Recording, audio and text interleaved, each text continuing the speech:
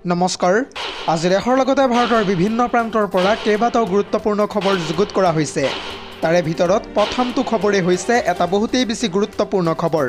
সাৱধান ৰাজ্যবাসী, বতৰক লৈ এই মুহূৰ্তত এলাৰ্ট জাৰি কৰিছে বতৰ বিজ্ঞান বিভাগে। বতৰ বিজ্ঞান কেন্দ্ৰই সতৰ্কবাণী জাৰি কৰাৰ পিছতে ৰাজ্যৰ ভিন্ন প্ৰান্তত পৰিছে এতিয়া মুষলধাৰ বৰষুণ। আৰু তাৰে পৰিপ্ৰেক্ষিতত এতিয়া নামি আহিছে প্ৰচণ্ড শীত। এটা বিগ ব্ৰেকিং নিউজ জনাই আছোঁ এই মুহূৰ্তত। দুদিন ধৰি অসমত মুষলধাৰ বৰষুণৰ সমান্তৰালকৈ পৰিছে এতিয়া তাৎক্ষণিকভাৱে প্ৰচণ্ড শীত।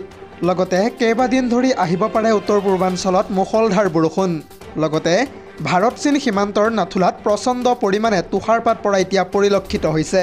কেৱল ইমানেই নহয়, বহুতো এলেকাত ইতিমধ্যে পৰিছে বৰফৰ আচ্ছাদন। ছিকিমত দ্ৰুতগতিত এতিয়া নিম্নগামী হৈ পৰিছে তাপমাত্ৰা। IMDয়ে ৰেড এলাৰ্টত ৰাখিছে এতিয়া সমগ্ৰ ছিকিমক। আৰু তাৰে পৰিপ্ৰেক্ষিতত যিকোনো মুহূৰ্তত অসম, মেঘালয়, মিজোৰাম আৰু নাগালেণ্ডত পৰিব পাৰে প্ৰচণ্ড শীত। পৰৱৰ্তী খবৰটো হৈছে আন এটা বহুতেই বেছি গুৰুত্বপূৰ্ণ খবৰ। APCCৰ সভাপতি গৌৰৱ গগৈয়ে এইবাৰ হিমন্ত বিশ্ব শৰ্মাক কটাক্ষ কৰি কেইবাটাও গুৰুত্বপূৰ্ণ মন্তব্য কৰিছে। তাৰে ভিতৰত গৌৰৱ গগৈয়ে মন্তব্য কৰি কয় যে ক্ষমতা সদায় নাথাকে।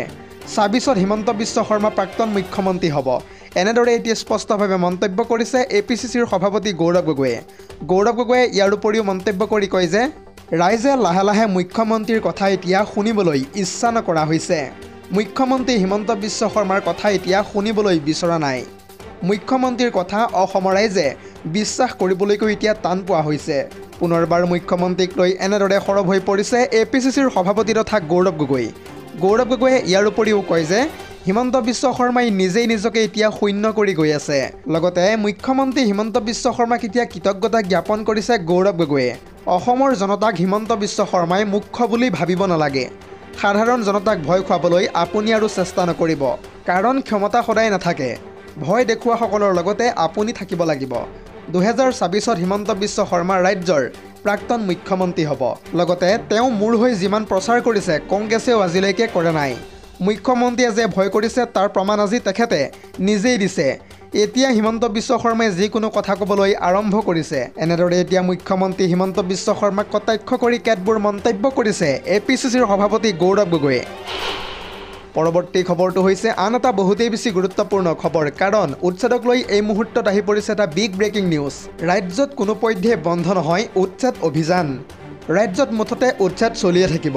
ইতিমধ্যে সাজু কৰা হৈছে দীঘলীয়া তালিকা। বুলডোজাৰৰ শব্দই কঁপাই তুলিব ৰাজ্যৰ সমগ্ৰ আকাশ বতাহ। উচ্ছেদক লৈ এনেদৰে এতিয়া মন্তব্য কৰিছে মুখ্যমন্ত্ৰী হিমন্ত বিশ্ব শৰ্মাই। লগতে হিমন্ত বিশ্ব শৰ্মাই কয় যে মই মুখ্যমন্ত্ৰী হৈ থকালৈকে মিয়াৰ সৈতে এই সংগ্ৰাম চলিয়ে থাকিব। কোনো ক্ষেত্ৰতে মিয়াৰ সৈতে কম্প্ৰমাইজ কৰা নহ'ব। মিয়াৰ সৈতে আমাৰ যুদ্ধ সদায় চলিয়ে থাকিব।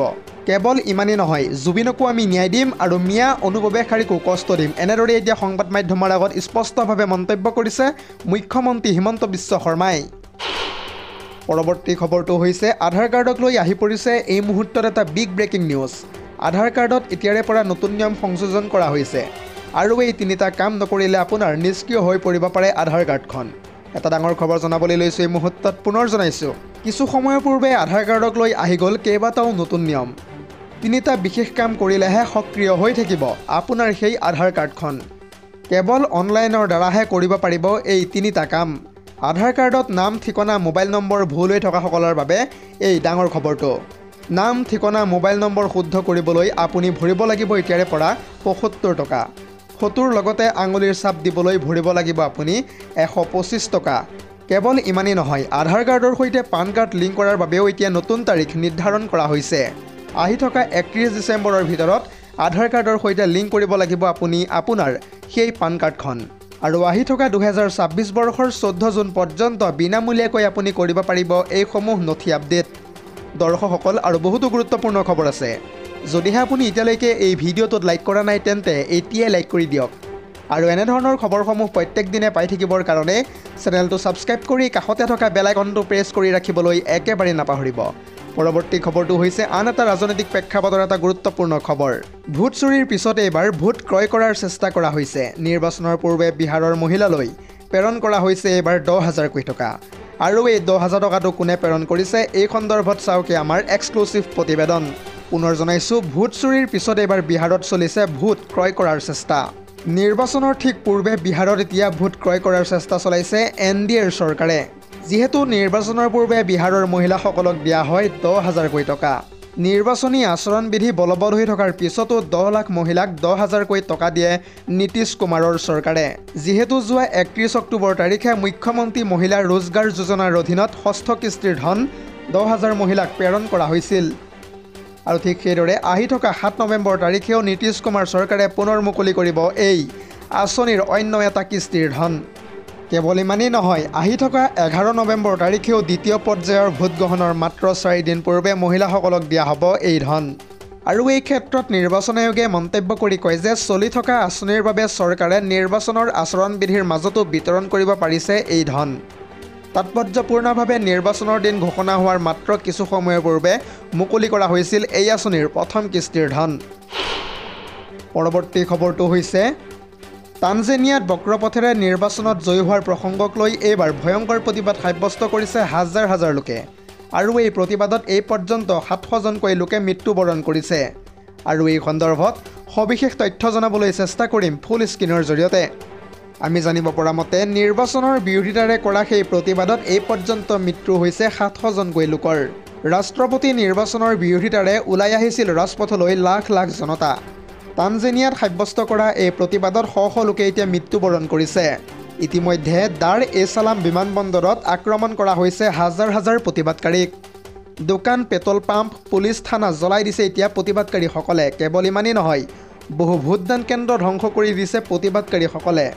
ইতিমধ্যে প্ৰতিবাদ ৰোধিবলৈ সমগ্ৰ দেশতে মোতায়েন কৰা হৈছে বৃহৎ সেনাৰ দল। লগতে বন্ধ কৰি দিয়া হৈছে সমগ্ৰ দেশতেই ইণ্টাৰনেটৰ ব্যৱস্থা। নিৰ্বাচিত হোৱা ৰাষ্ট্ৰপতিৰ বিৰুদ্ধে তীব্ৰতৰ কৰা হৈছে এই প্ৰতিবাদ। জানিব পৰা মতে এই প্ৰতিবাদ কাৰ্যসূচী ৰূপায়ণ কৰা হৈছে নিৰ্বাচিত হোৱা ৰাষ্ট্ৰপতি ছামিয়া ছালাজৰ বিৰুদ্ধে। পৰৱৰ্তী খবৰটো হৈছে এটাৰ পিছত আন এটা কলা অধ্যায় ফাদিল হৈছে বিকাশ অসমৰ। বিকাশ অসমক 3 দিনৰ আৰক্ষীৰ জিম্মালৈ ইতিমধ্যে প্ৰেৰণ কৰা হৈছে। কাক কাক ধন দাবী কৰিছিল বিকাশ অসমে, এই সন্দৰ্ভত জনাই যাম সবিশেষ। পুনৰ জনাইছোঁ, এটাৰ পিছত আন এটা কলা অধ্যায় ফাদিল হৈছে এইবাৰ বিকাশ অসমৰ। বিকাশ অসমক ইতিমধ্যে 3 দিনৰ আৰক্ষীৰ জিম্মালৈ প্ৰেৰণ কৰা হৈছে। যিহেতু 10 দিনৰ বাবে জিম্মাত বিচাৰিছিল দিছপুৰ আৰক্ষীয়ে, কিন্তু CGM আদালতে প্ৰেৰণ কৰে মাত্ৰ 30 দিনৰ আৰক্ষীৰ জিম্মালৈ। আমি জানিব পৰা মতে বিকাশে জামিনৰ বাবে আবেদন কৰিছিল যদিও সেই আবেদন খাৰিজ কৰা হৈছে। আৰু তাৰ সমান্তৰালকৈ বীৰ লাচিত সেনাৰ বহিষ্কৃত নেতা বিকাশক লৈ ইতিমধ্যে ৰুজু কৰা হৈছে কেইবাটাও গোচৰ। জুবিন গাৰ্গৰ মৃত্যুৰ ন্যায়ৰ মাজতো ধন দাবী কৰিছিল হেনো বিকাশ অসমে। দীপাৱলীৰ উৎসৱত ফটকা ব্যৱসায়ীক দাবী কৰিছিল লাখে লাখে টকা।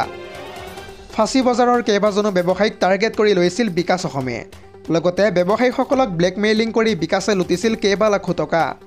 আতচবাজি বিক্ৰীৰ সময়ত কেইবাজনো লোকৰ পৰা ধন সংগ্ৰহ কৰিছিল বিকাশ অসমে। আৰু তাৰে পৰিপ্ৰেক্ষিতত এতিয়া বিকাশ অসমৰ বিৰুদ্ধে দিছপুৰ থানাত ৰুজু কৰা হৈছে গোচৰ। বিকাশৰ বিৰুদ্ধে ৰুজু কৰা হৈছে 880/25 নম্বৰৰ এটা নতুন গোচৰ। আৰু এই গোচৰটোত সন্নিৱিষ্ট কৰা হৈছে BNSৰ ধাৰা 308-2/308-5/35 নম্বৰৰ গোচৰ। কেৱল ইমানেই নহয়, জিতেন্দ্ৰ হালৈ, বিকি ৰয়, মিথুন কুমাৰেও দাখিল কৰিছে ইতিমধ্যে বিকাশ অসমৰ বিৰুদ্ধে এজাহাৰ। বিকাশ অসমে জিতেন্দ্ৰ হালৈৰ পৰা 1,50,000 টকা লোৱাৰ এতিয়া অভিযোগ উত্থাপিত হৈছে। এটাৰ পিছত আন এটা এনেদৰে এতিয়া কলা অধ্যায় ফাদিল হৈছে বিকাশ অসমৰ। News desk report, ZD news.